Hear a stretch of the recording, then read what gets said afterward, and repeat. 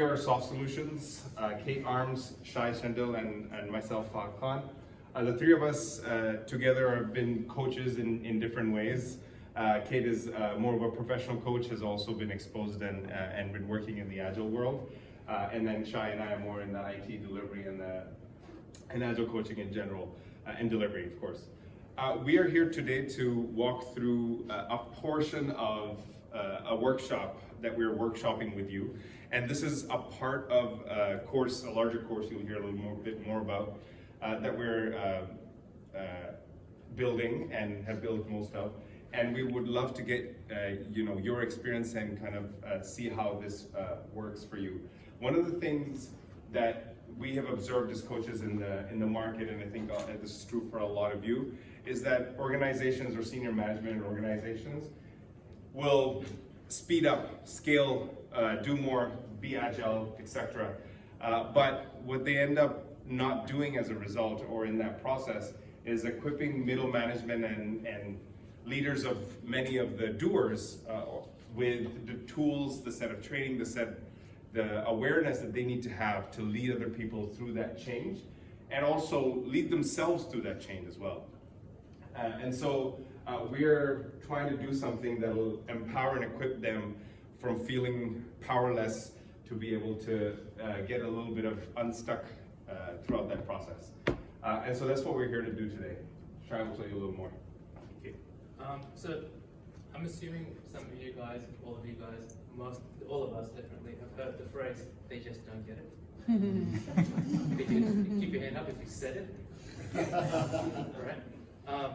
I said it on the 18th of December last year, and then this lady here, the smart one in the group, said something like, "Shouldn't we just fix it rather than keep whining about it?"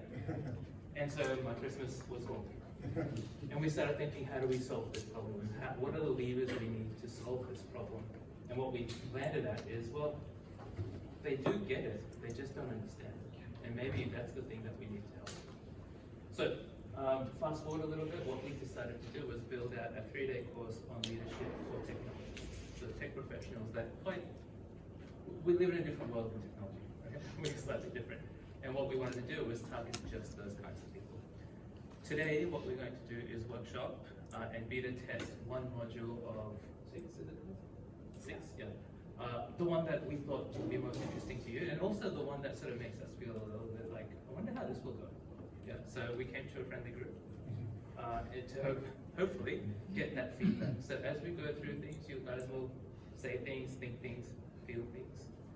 Please bring that up in the debrief at the end.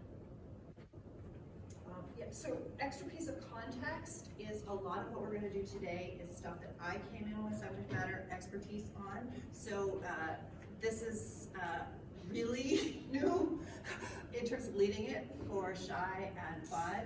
So I might interrupt and take over in some places. We're the understudies. Or I might do some side coaching while we're in the process of it. My guess is that I probably won't, but I just want to sort of put that out there in case I do. If it feels like a total train wreck, we'll just stop. If you get lost, like hands up or speak up or just like say, hey, because this is practice it's the material that we're doing. Some of it I've taught before in this sort of framework, but we're using some different tools, and some of it I have customized for this project. So it's new for all of us, but it's newer for the two of them. So with no further ado, we will go ahead and get started. So laying the context, in terms of the modules that we'll have taken people through before this session, we'll have done some work on trust building fast and some work on listening. And we'll have done a little bit of work on what do you stand for, values, mission, purpose kind of stuff. And what we're really focused on in this section is, okay, so you're stuck, now what? So Before we jump in, if you could scan this QR code, we only have Mentimeter, there are no other slides. One of the things we committed to, and some of you might like that we don't have slides. and eventually we have other things. So please take a moment to scan the QR code just to get Mentimeter ready on your phones, and you'll get a chance to interact throughout the evening. Oh, thank you for the thumbs up. So far, so good. Let's keep going. All right. Tom, there's no thumbs down button. He's looking. Don't try. Listen, if there were, you'd have already seen it. Yeah. Okay, so the activity that we're gonna work through today, actually it's two activities. They work better and you get more learning from them if you bring real world challenges that you're actually facing to the activity. So before we go any further, I would like to invite us to take as a ground rule that the stories stay in this room. So any stories that you hear from somebody else, don't tell those. Take your learning, of course, and take any themes that come up, but don't take the stories with you after this. Can I get just a raise of hands that people are okay with that as ground rules? Okay, great, thank you. And so, with that, think of a real world challenge that you're facing at the moment where you feel stuck or don't know how to move forward, where you're locked in some way. And notice what it feels like for you to think about this challenge.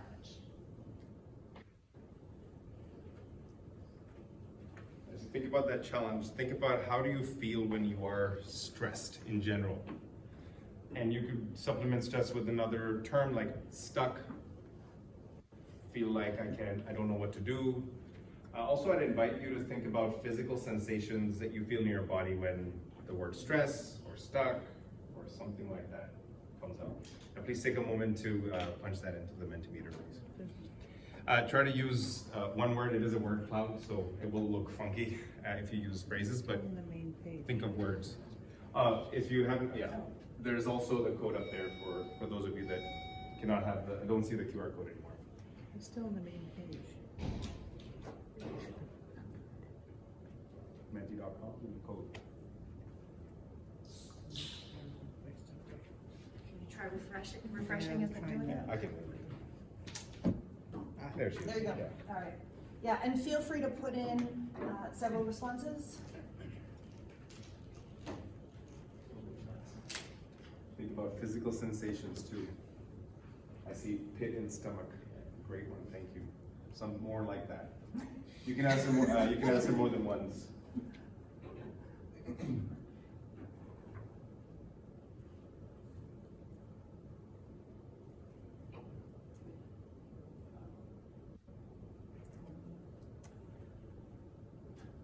Fun place to be, right? We don't like to be in this place, right? So let's not be. I'll save you. I'm just reading this and feeling it, so I hope we can move out of this space really quickly. The next question I'd like you guys to consider, again, with the context of the challenge that you might be facing or are thinking about, is what is the opposite of stress feel like? And what are the feelings, what are the sensations that come to mind when that happens? So the opposite of stress.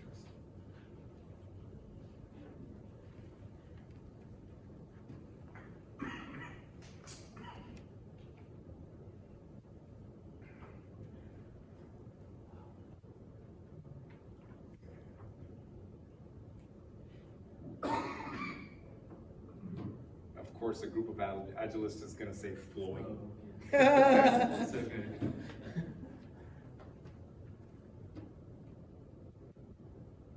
Butterflies. Interesting. Fine. Yeah.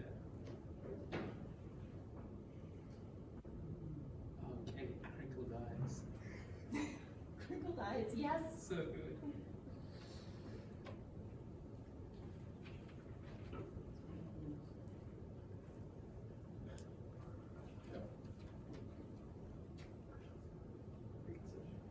Feeling better? Yeah? I hope so.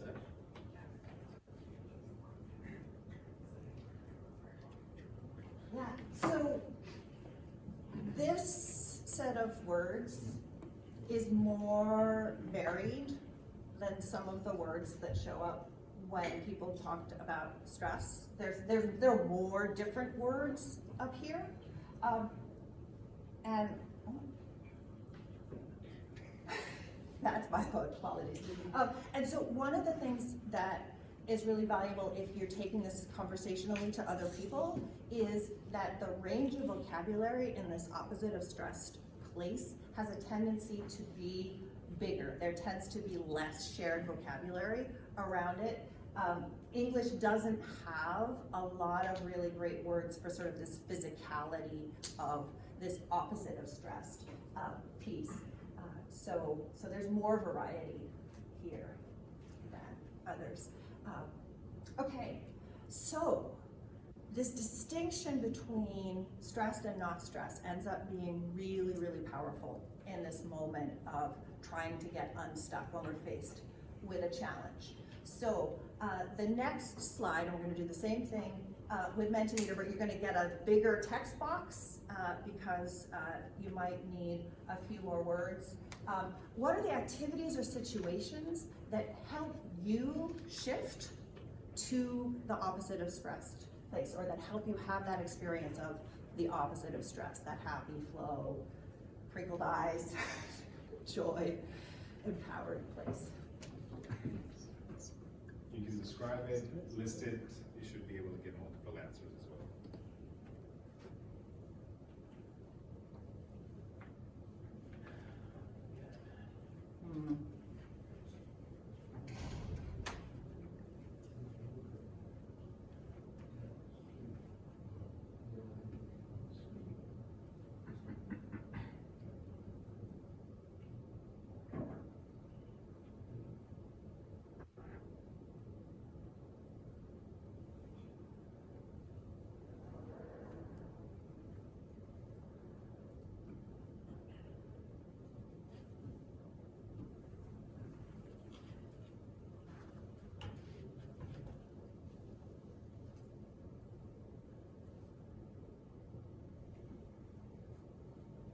A few more people still typing, so we'll just give it a couple more minutes.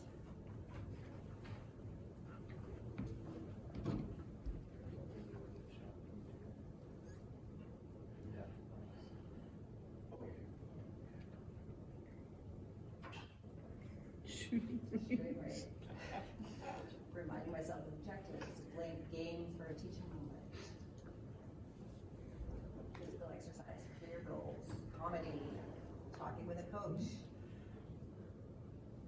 shooting arrows, working out, playing, mindset, talking through issues. So there's a real variety of things on this list. And some of them take a long time, and some of them don't take very long at all. Some of them you can do from any location. Some of them require some location change. And they tend to be very personal. What works for me isn't necessarily going to work for anybody else. The example that I always use is some people really like a tropical beach, and I would much rather be in Nova Scotia by the shore on a stormy day. And so what works for any individual is really powerful to know, because this ability to shift by choosing some of these activities ends up being incredibly powerful. Is there anybody who doesn't have one of these things that can be done in 10 minutes or less?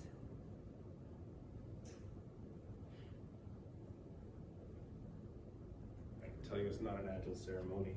Go ahead. Go ahead, Yeah, just pick up an instrument and play a little bit. Yeah. Conversations with my teammates don't often last less than 10 minutes. So. Yeah. Do you have some things that do that last less than 10 minutes that you can Oh, do? yeah. Yeah. At least I can talk to them. We may not get to a solution. I'll get the venting out in 10 minutes, but yeah. Yeah. So part of what I encourage you all to think about are, what are the things that help you get to that place that you might want to do more of on a regular basis?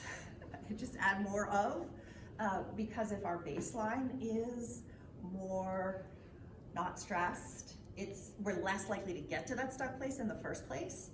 And the second is if you have difficulty remembering while you're stressed or when you get stuck what some of these things are, it's much easier to remember what these things are when we're not in that stuck place. And so if you find that you have difficulty remembering what those things are, to have a list somewhere, or these are the things that I can do in a minute or two while I'm on a Teams meeting that I can do off camera, because those can be really powerful when you're in the middle of a day and you can't necessarily get out and take a walk or go shoot arrows. So I'm actually still stuck a few slides away with anxiety and emptiness and hidden stomach and chat. And I can't help it. Every time Kate asks the question around, think of a challenge, I can't help but think of a challenge. And here I am thinking, surely going out dancing does not solve some of my biggest problems. I'm thinking maybe you guys are thinking the same thing. At least every time I've gone through this exercise, that's what comes to mind first, is the sort of the cynical shy that goes through. Dancing, really? Come on. Kate, does like the thing that you do to transition, does it have to have the same magnitude as the problem you're trying to solve? So I guess if it's a really big problem, do you have to be in Bali on a beach drinking a Mai Tai? Thank goodness the answer is no, or otherwise we would all be in real trouble. Well, thank goodness, I don't know, everything would be great. Yeah, this is such a real problem, and Shai and I laugh about it a bit because it does actually show up for Shai every time this comes up, and it no longer comes up for me because I've been working with this for longer.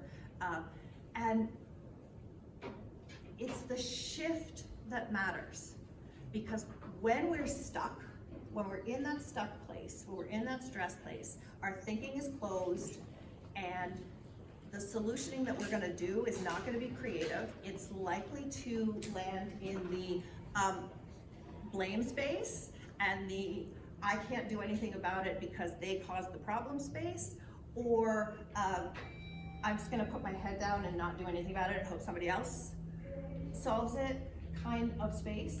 When we make the shift to open, to flow, to that happy place, our brains are more creative. And so then we have more options for looking at what is the real problem here? How can I break it down to something that I can take a step forward on? What are the resources that I actually have that I can use? Who are the people that I need to recruit as allies to move forward? What is the accountability that we need to do? All of those actual problem-solving stuff that when we're not stressed we can do, but that when we get stuck, well, we don't have access to it.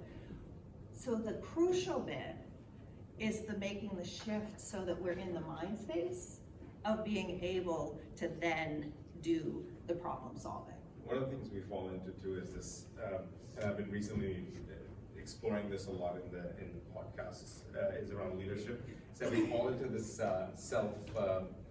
deception almost, that the problem is happening to us, and we're not aware of how we're contributing, or even refusing to acknowledge that we are part of it at all, altogether, or even just causing it in the first place.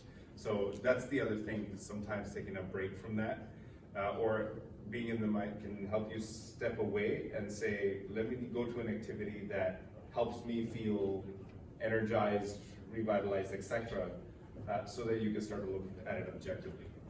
Yeah, and one of the things, and one of the reasons that I talk about the things that you can do off camera or outside camera, I often am doing this.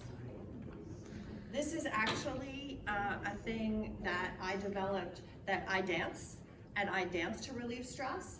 And so I came up with sort of a dance gesture at one point that this is actually a symbol for me of a full body movement. And I can do that anywhere. I can do that under a table. And when I do that, so let's say I'm in a meeting and something, now I'm in my freeze place.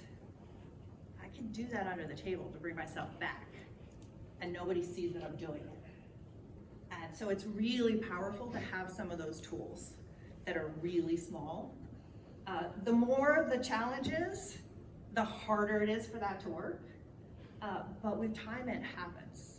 With time, it actually becomes conditioned. It's like Pavlov's bell. Then it can help that shift. Just seems simple. It's too simple. What are your thoughts? Yeah, sometimes like, I think taking a deep breath, that kind of helps actually, so you can do it off camera, right? Put yourself on mute, take a deep breath, 3 deep breaths. Thank you. Glenn? I was gonna ask the same question. I was surprised you didn't bring up breathing. Yeah, there was a little bit of meditation piece and breathing in here, but yeah, breathing is a really great tool if you can do this. It's funny, in our notes, the way to, even we thought about this, the thing that Shai brings up, we said 10 big breaths are not gonna solve some large problem. But breathing is a good one that's distilled down to at least slowing down the thought process in your head. Sure. And in terms of triggering a relaxation response, if you inhale for however long and exhale twice as much, that triggers a relaxation response as well. Yeah, there's some really neat breathing tips. One, the longer exhalation is really powerful. If you breathe in twice before you exhale, that also does something really interesting. And the other thing is, if you're on mute and you sigh or hum or something that's vibrating, that actually wakes up the corpus callosum, and so that actually helps get from like the nitty-gritty piece to the sort of global big picture piece. So that's kind of cool too. Mara's face has a question. She hasn't heard that statement in 2 years. It's an inside joke. Michael knows my thinking face too. I was thinking, Fahd, that you wanted some skeptical responses. Please. Because it sounded to me like you were asking for some skeptics. I am a little bit of a skeptic with breathing because I feel like maybe it's a practice I don't know how to do no matter how many times I go to yoga. And so I do have some skepticism, but I find there's other things. For me, it's the tactile. Writing out how mad I am on a piece of paper and not even be able to read it afterwards, it just gets it out there. So for me, breathing is like, I don't think I breathe properly, but I've been breathing all my life, but I'm told I'm not breathing properly. I can't spend longer time exhaling than I can inhaling. So Shows up differently. Yeah, it shows up really differently. And breath is the interesting thing about breath is that for those of us it doesn't work for, it really doesn't work. And so there are some people, particularly people who have a tendency towards anxiety, where breathing is a bad idea as the first go-to, and the tactile stuff is really more powerful for sure. Yeah. I've recently come to learn myself, just from self-awareness, I want to go do something with my hands. I need to assemble that thing that's been living there for weeks for me to assemble on the honey-do list. It has to be that moment I'll decide to do it. But breathing can help sometimes for me, but yeah, same. Andrea? Yeah, I was going to say that technically, or knowing the technique is very important with the breathing, and even this is actually part of what is taught in NLP, which is anchoring. So anchoring feelings into motion. Great. Yeah. Couple hands, Caleb. So we are open with NLP or continue with NLP. Okay. Now there's a term called breaking state. So when you're stressful, whatever, you're in this state of mental physical state, could be hunch, could be something like that. You just need to be aware of it and just change it. You can get up, or you can walk a few steps away, or something like that, to just actively consciously break the state, and then you can come back. And you sort of scramble into insanity. Absolutely. like laughing. When you laugh, you cannot be sad. No matter how forced Yeah, it is. absolutely. Marwan. First, my apologies. I'm trying to get people in, so I missed part of the initial presentation. I'm more interested to understand the self-discovery of what could work for you. And as I'm listening to everybody, what triggers that notion, that mindset, and that stage. In reading through, it's like, okay, what doesn't work for me? How could I get to that self-discovery? Yeah, so, do you have any senses right now about what helps? No. Yeah. No, really, no, I'm trying to. Yeah. So I honestly, I love this because this is really, really powerful stuff. Because the place you start is by recognizing, okay, what is it that I feel that is this opposite of stressed place that I'm trying to create? What is that, like, how can I imagine what does that actually feel like? So that you know it, so that you have a sense of what, this is what it is in my body. And then you try things. You try things you hear people talking about. You try journaling, you try pressing the weight into the floor, you try going for a walk, you try putting some music on, you try listening to a bunch of different kinds of music. You try things and you notice, this I feel more that way, this I feel less that way, this doesn't have that impact on me. You try dancing, you try yoga, you try things, because there's no other way to know. So it's trial and error. Just trial and error, yeah. Trial and error. The key for me there is the what I'll call the acceptance criteria. Or the definition of it, whichever way you want to look at it. But the thing for me is, I wasn't able to figure out what I was trying to get to, the state I was trying to get to, until I was asked to think about what is the feeling, the bad feeling, the stress, that feeling, and where does it present in my body? And then when it's not there, then it's the opposite of that thing. So I had the same question, I had to go through the same journey, and I didn't quite figure out, like, for me, it's not breathing. So someone said, you suck at breathing? I'm very good at not breathing. Because I found that jumping in a pool, and there's something about not being able to breathe that makes you not worry about work anymore, you know? Next thing you know when to stop, right? Yeah. Stop. Success! Yes, I'm dying, but success.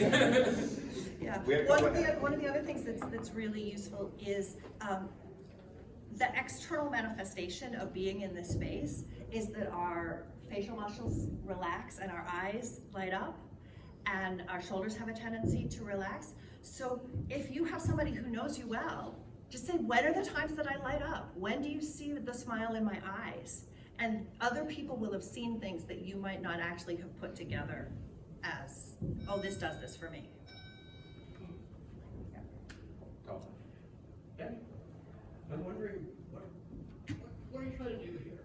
Because you ruled out dancing, and now we're talking about a whole bunch of things that are kind of like that, at least in my estimation. So I ruled out dancing. so you were just taking time with Just me me personally? Yeah. Again, the breathing, dancing, all goes together, so I need to know. Okay. Yeah, That's the personalization of these things, and this is why there's so many different stickies. But our goal is to find ways to defeat stress in our personal state. Yeah, and defeat is kind of the wrong sort of language. It's actually about sort of like, if I'm stressed, I want to just step into the other state of being. It's about actually turning on the rest and digest system in our nervous system rather than our fear system is the fundamental trigger that we're talking about. And the mechanism is way more complex than that. Part of why this is so personal is that it gets tied to our memories and the stories that we have about things and our experiences and all of these various different things. And there are about 18 different neurotransmitters that are at play that are completely different systems in our brain about how they play in. And so some of these activities actually have impact differently on different hormones and neurotransmitters generally across the board. And so what we're actually trying to do is find tools that we can each use personally to shift from that stressed place to that open flow, happy, empowered place. Because once we can do that, then there are all sorts of things we can start doing. Like, we can say to our team, okay, in order to have good retros, we all need to be in this space. What do we need to do to make sure that we all show up as likely to be in this space as possible? The other thing I want to add, one of the key things is sometimes it's not just a switch you flip. It says, I was stressed and I am no longer stressed. So it's even rejuvenate, like to step away from it so you have the energy to address whatever challenge in front of you. So it's even just to get the energy back, okay, I'm gonna give this another try. So great question, Tom, because that's a big part of, it's not a switch you flip that says, I'm better now. Some people can do that, but they probably need help. Andre? I have a quick, and it might be a monkey wrench here. Where do beliefs come into play, especially in organizations? Because I'm gonna sit down. we've tried. She got that one. She got that one. The reason you see that reaction from us, just full transparency, this is part of what we've discussed. Kate is not only passionate about, but also what we've discussed is even as part of the course, that is a very real possibility or a question or something that we will absolutely need to address. So thank you for asking that. Because generally you have, we got 5, 10, 15 coaches, none of them moved anything, it never works for us. Sure. So Yeah. that's one of the beliefs, and I think the tricky part is there an underlying belief that actually won't get to this, to the feelings, because the belief up there is whatever we try won't work. Okay, I know Yeah. how this goes. Yeah, and so there are a bunch of things. One is like, can you get a willingness to try, right? Because this thing about it's too simple and it won't solve my problem. Like, absolutely. And I was there. And so a willingness to try, a willingness to experiment, if you can get there, that's helpful. The other thing that is really, really powerful is that if you believe it works and people are skeptical in the space, if you shift yourself into that space and you practice holding that yourself in that space, and you are in that space while they're skeptical, sometimes that's enough to make them shift whether they believe it or not. It leaks. Any parents in the room? Yeah. Have you talked to kids about eating vegetables?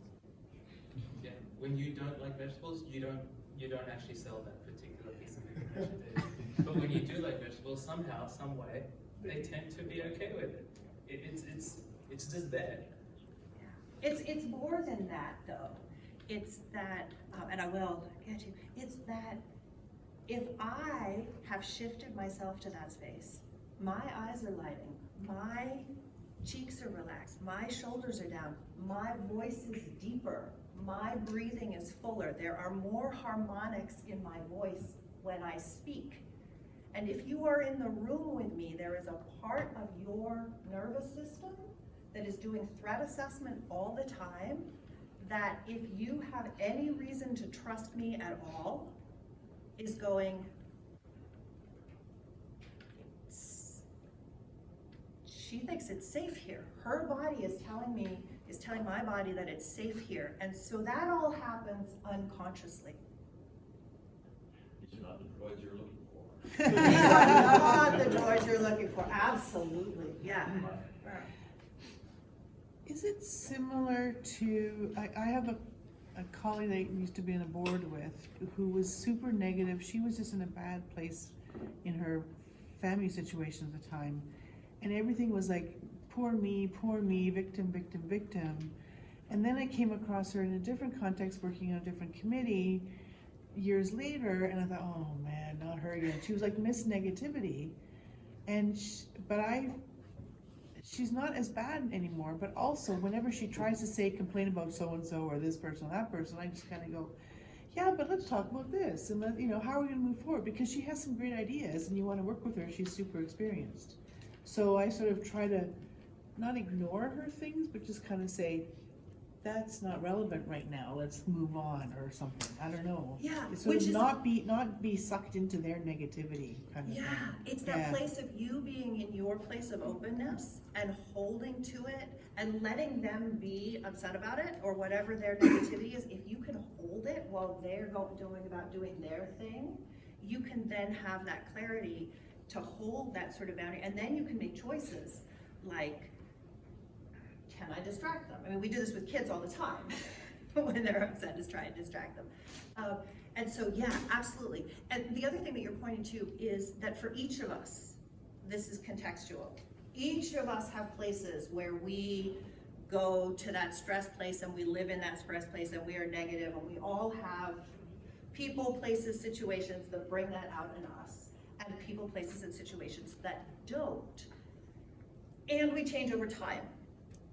And so all of these pieces are in play.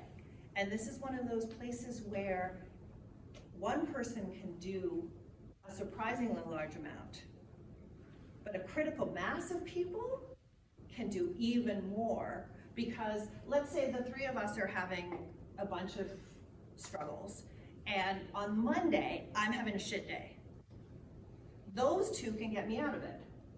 If on Tuesday, Shai's having a shit day, then Fahd and I can get him out of it. If we're all having a bad day at the same time, we should just go for a drink.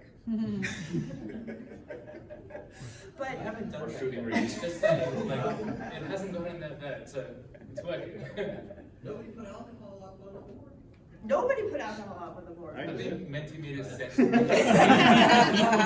I'm curious now, actually. On a previous board though, I want to be persistent with this. So you guys think I went in the wrong door? I was going to AA meetup But there is a critical mass element to this. There is a sort of tipping point that happens in communities and groups. And there's a hierarchical piece to this. So if the person with formal status is in a open space in a room, that's gonna leak further and harder than if the person who's most open is a low status person in the room. Or if you think about it the other way, it probably happened to you today, because it happens so often. Right? Someone that's higher up in the organization comes in and it's closed, and straight away, everything closes. Yeah, it's like that. No, don't worry. It's gonna do a lot of the Riggs reference, but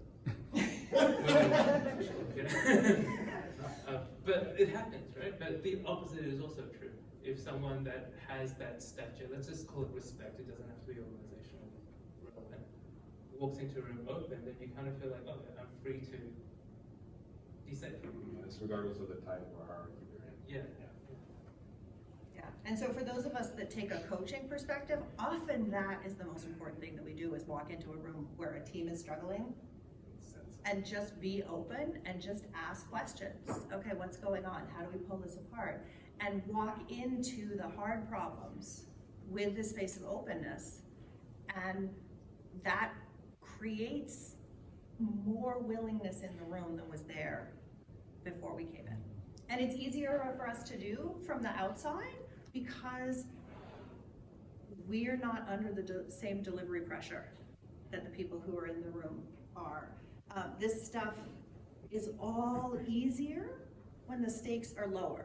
So practicing it where it's easy makes it more accessible when it's harder. Who wants to practice? You're gonna trade roles. One of the roles is someone who needs help, and one of the roles is someone who's gonna do the helping. The helping is the asking the questions. This is where having a real problem that you're actually stuck with is gonna give you the biggest learning. When you're done, flip roles. Don't talk about it again. It's gonna feel weird. Okay, sorry. It may not feel weird. You're gonna have feelings, you're gonna have thoughts, you're going to have sensations. Keep them in your mind, because I do want to debrief with you guys afterwards. Okay? But flip roles, go through it the other way around with different people doing different roles. And then if you have time at the end, then do do a little debrief, but we'll do a larger one as well. So if you don't get time, that's okay. Do you need to write it down the answer? Or no, right? No, Just- no, it's This is conversation. All right, perfect. 15 minutes is what we have.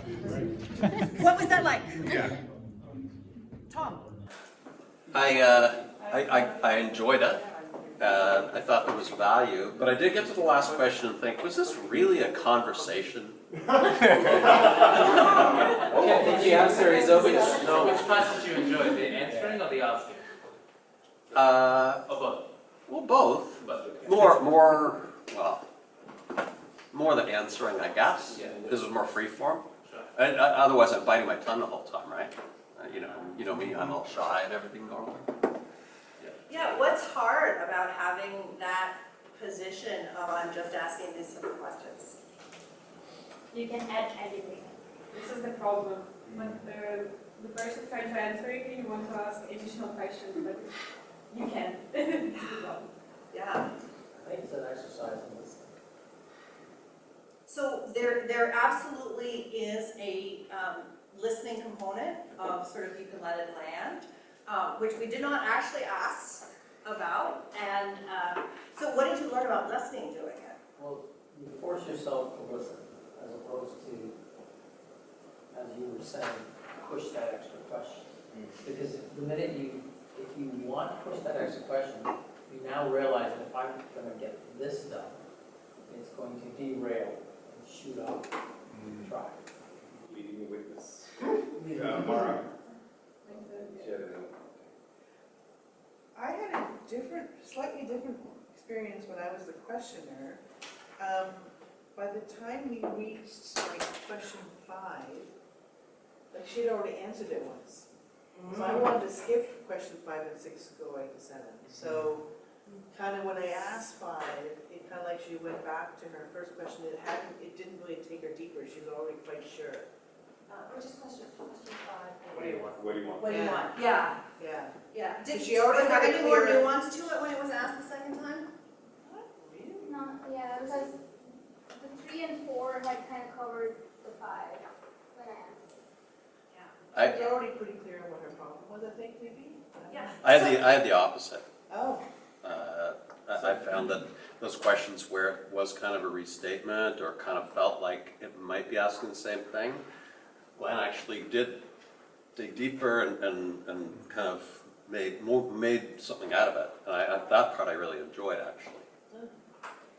What I love about this is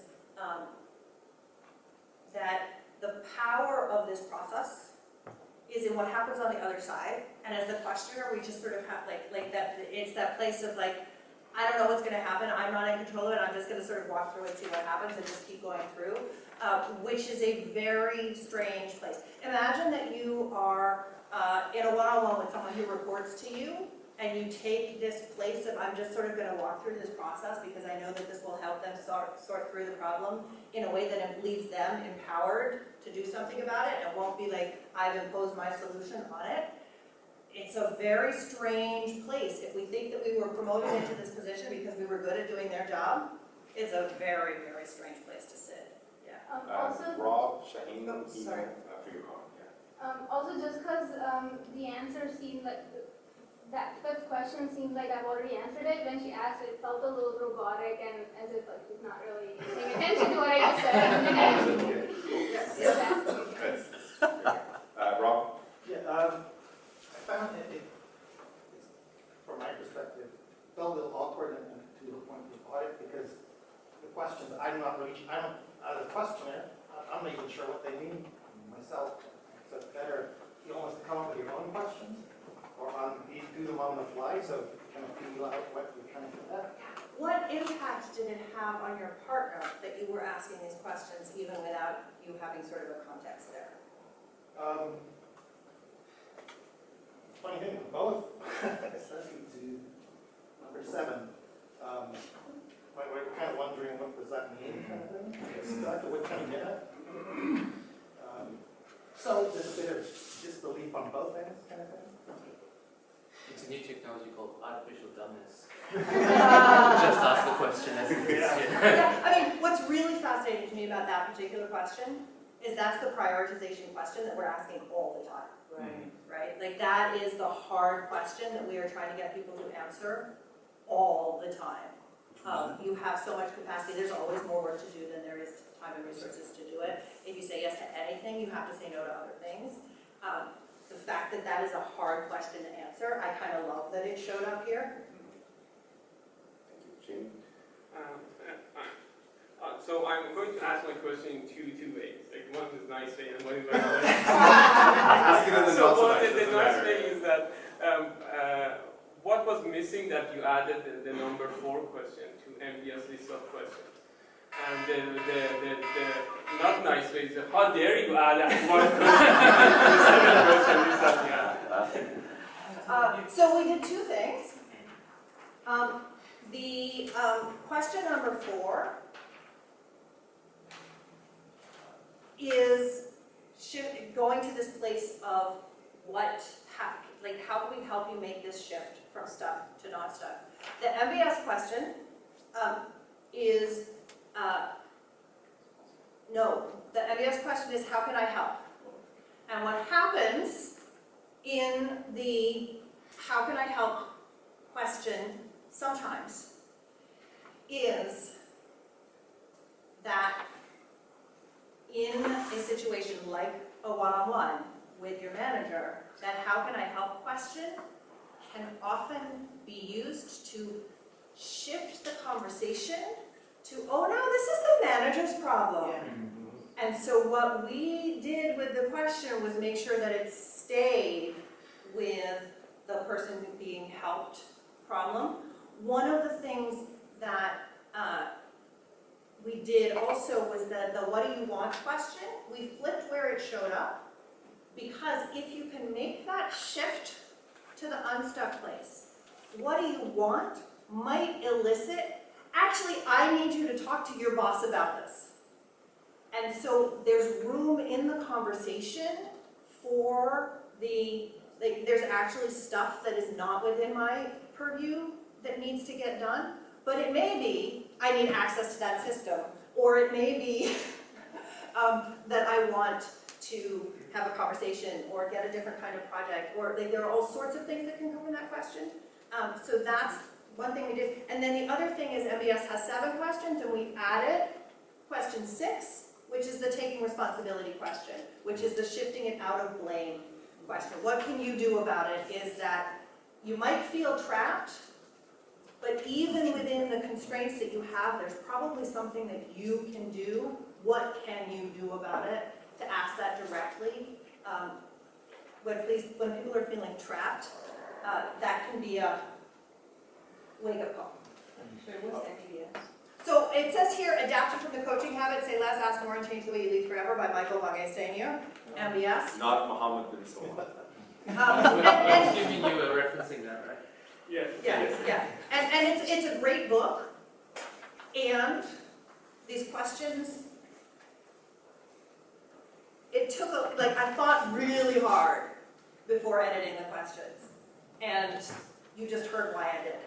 I would make one suggestion on that question 6, and we talked about it here as well. It's not what can you do about it, but what will you do about it. So what's the action? What action will you Because take? if you really want to put the responsibility there, it is what will you do about it. Yeah, it's You you might want to split them up. I think it's 2 questions. That's I fair. think you're absolutely right. That's I fair. think you're absolutely right. Yeah. That is fair, because you might have multiple options that you can, and then which one of those options will you take, right? So that's fair. Absolutely. But I had a couple of other things. That was just as a comment to what you were just talking about. And that is, to jump to number 3, that requires a serious conversation. And not everyone can jump to number 3 without help. So that's a huge jump. Or at least an iteration between 1 and 2 and 3. Yeah. Just to get Yeah. So what you're pointing at, which is really useful, which is the difference between an exercise and a real life conversation. In a real life conversation, you're going to be reading the individual, and you're going to be having some sense about sort of how far you can go and what are they ready for and that sort of thing. The actual purpose of this exercise in the context of this sort of bigger vision of course that we're looking at is actually to experiment with how much impact it's possible to have without giving any advice. So there, I have another one on that. Yeah. Keeps on coming. So when I was questioned, I answered them from a coaching perspective, so actually coaching myself as well, and really thinking deeply about those questions that I've been dealing with anyways. But then afterwards, when we were kind of debriefing it and talking about it, I said, like, if I would be stuck, and I would be nervous, and I would be in that stressful mindset, my answer to each and every one of those questions is the same. I need funding. I need funding. What's on your mind? What else? I need funding. What's the real challenge here for you? Well, I need funding. What will help you move from I'm stuck to what's possible? Well, if I get the funding. So what do you want? I want funding, right? So, I mean, this is essentially, if you're stuck in that mindset, you end up with the same answer every single place. Yeah, and I love that you bring that up because it's so true. And one of the things that, once again, in the context of the bigger course, that what comes after this is okay, so what are the things that make it hard and how do we actually deal with when it gets hard?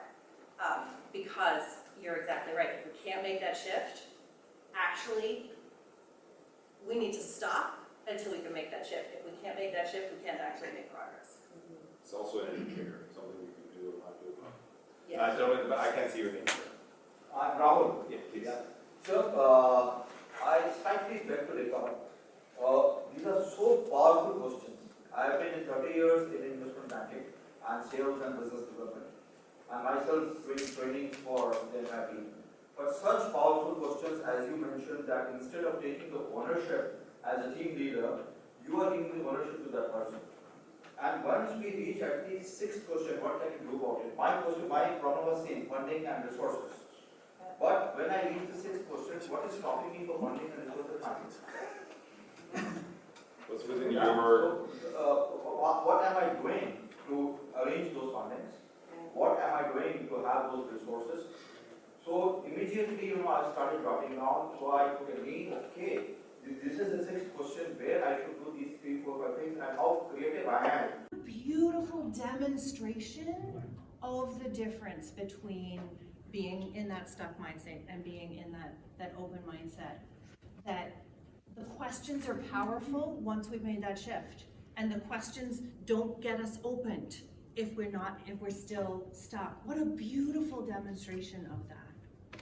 The other thing that happened in our situation was that time what can you do about it in 6 and 7, she had already said, oh, I'm going to do this. I've already started doing this. So I think even if you aren't super stuck, but you're kind of not confident if it's the right choice, it can give you the confidence, yeah, I have it within me to go forward, which also moves somebody to action and so forth. So what was your experience in that?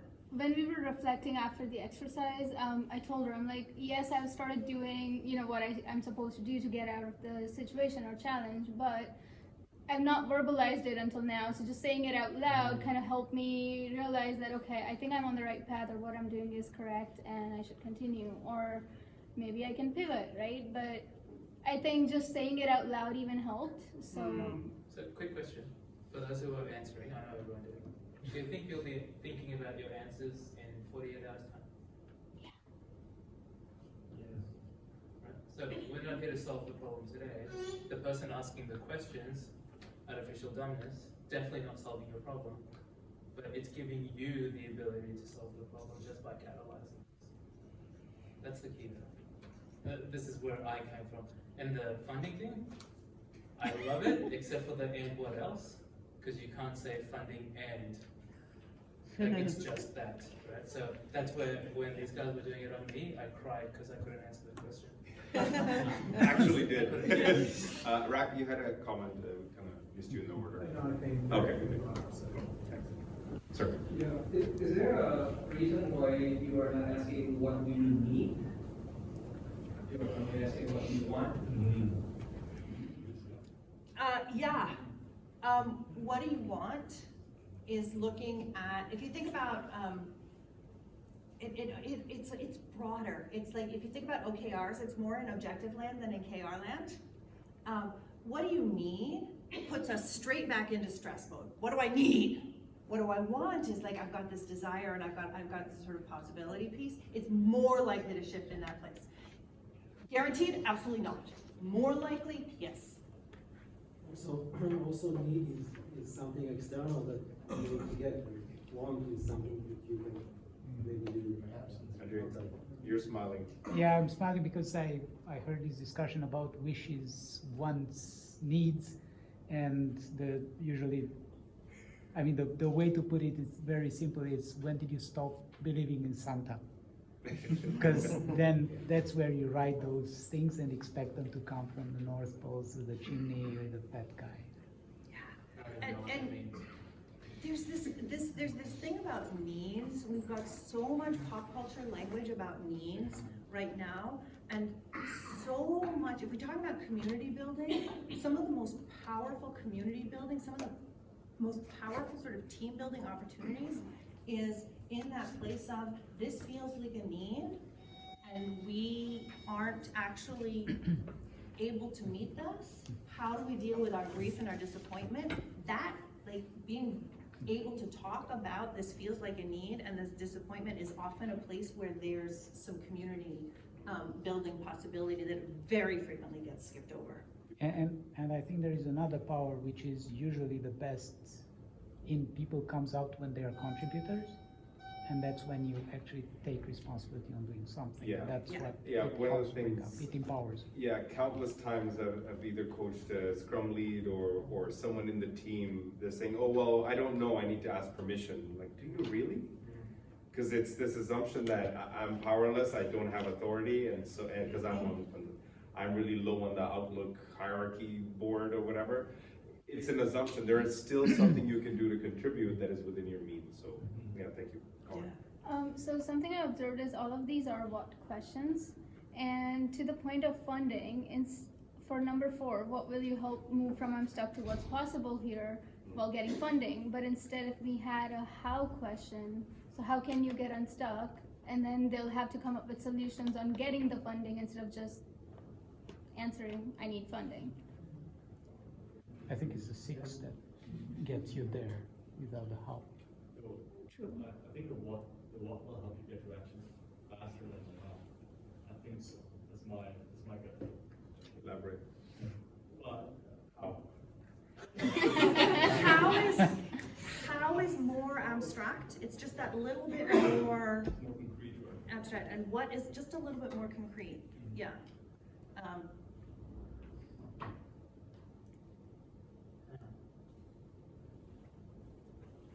I'm still thinking about the comment about is this a conversation or not? And I think why previously and also now I feel a little bit anxious if I go into a conversation and that's my role.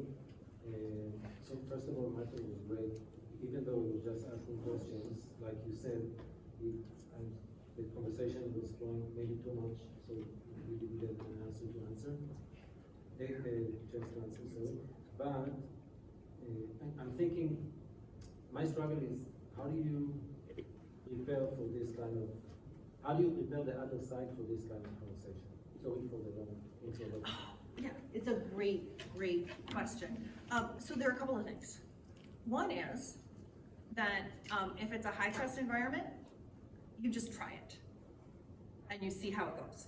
If it's a medium trust environment, you sort of go, I'm trying something new. This might feel a little strange. We'll talk about it afterwards. If it's a low trust environment, you practice somewhere else. So like practice again, and with practice we get better, no problem. But even if you're the best at what you do, this will feel awkward to the other person first time, because that's not a conversation that they used to be. It's not a structure that they used to be in, right? So, is there anything that's right to do before starting a session like this?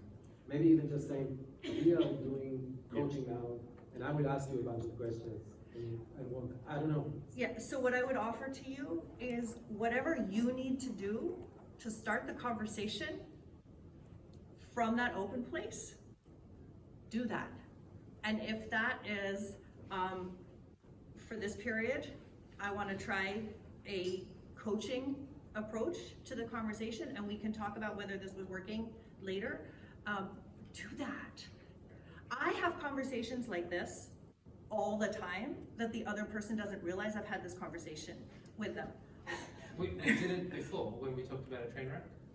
Yeah, that was our shorthand to go, hey, look, if this doesn't work out, we'll step back. Same thing. We gave it a go, you guys responded, we kept going. But we also were able to sort of go, okay, well, this isn't working. Great, but I'm standing on like years of, I trust that this process works, and I trust that even if it feels awkward in the moment, I'm gonna be fine, and I'm gonna be able to stay open, and I'm gonna be able to sort of go through and be with that awkwardness. So do what you need to do to frame it. So just one last thing. My problem, maybe I'm misunderstanding, but my problem is not necessarily that I feel awkward. I can deal with that. I acknowledge that the other person, at least for the first time, before they understand what's happening, they are now going through awkwardness. This is my thing. Coming into this, I was like, we need to give more context, we need to handhold people. Shai, stop coddling these people. They're adults, they know what they're doing. If they don't like it, they'll stop. Yeah. I feel your pain because I feel like we just threw you into the water and good luck. Yeah. And I think that's what you're saying. Like, what if I bring someone in that just, no context, just go ask? When these guys did it to me, for me, it was to you the first time we did it. I totally admit that. The first one was an easy, what's on your mind, cool, here we go. What else? I hated it, like I said, I hated it. Right? But it didn't stop them. They just gave me more time and more time. And I couldn't deal with the no funding problem because they just hit me with silence. Like really hard. It hurt. And I just answered. And it hurt to answer. But if you can't get to that place with that person, then you just go, hey, look, it's not working. Personal anecdote. Yeah. So I used to lead a team of coaches and also a team of delivery people. So with a team of coaches, right? With a team of delivery, director, manager, what have you, it was very unnatural to him. But I didn't do anything else. So like the other thing was, if this was the default, we have to trust that they will adapt to this at the same time. Of course, there'll be signs where you understand this is not working and then you adjust, but there's a little bit of element of trust that they will adapt to this, and if anything, they will probably feel more liberated through this process first. It super helps if you genuinely are curious, you genuinely want them to come up with a solution, and you genuinely believe that they can. That silence becomes a lot more comfortable for everybody, even when they're uncomfortable with it. At that note, we have to leave. Thank you so much, everybody. On Mentimeter, there's feedback. Some of you started giving it.